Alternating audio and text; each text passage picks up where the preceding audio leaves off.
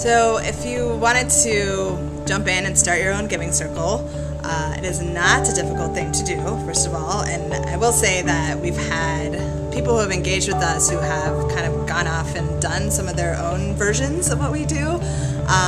There's things that are simple as have a dinner party and ask everyone to bring $50 with them and make a decision at the end of that party where you want to donate that money to.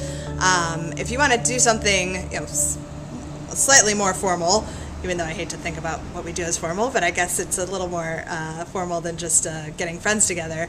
I would start there, though. I would start with, finding a group of people that you think are like-minded, that are interested in making some kind of impact. And then I think a big thing that we hashed through as we were starting is what the dollar amount should be, what actually makes sense. Okay, we wanted to raise enough money that it would be meaningful.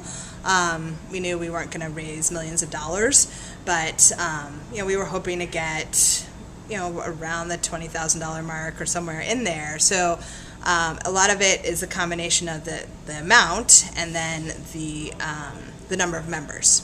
So for us, the amount that made sense was that $400 a year, which we felt like was manageable. A lot of the people who were at the table initially, they worked for nonprofits. These are not people commanding huge salaries.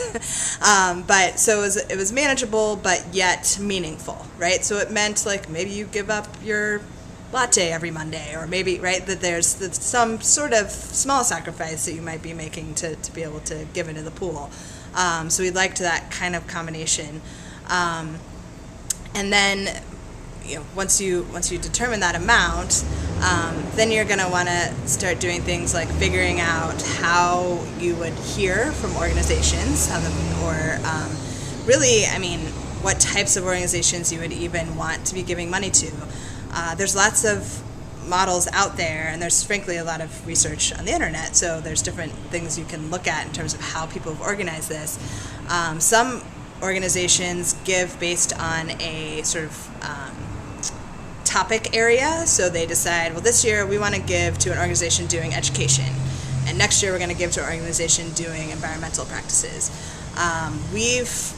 Personally, the Colectivo hasn't ever subscribed to that because we really like the variety, and we like the idea of being able to give to lots of organizations that hit lots of different civic areas and are engaged in different ways. So, we've given to community gardening, we've given to education, we've given to for-profits, we've given to arts organizations, really the whole gamut. And we just personally liked having that variety. But sometimes it's easier to sort of organize yourselves around a topic area, so that's an approach you could take.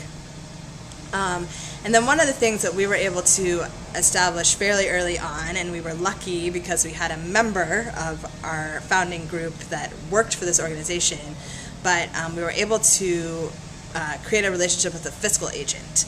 So the money that we give into our pool is actually held at this fiscal agent organization.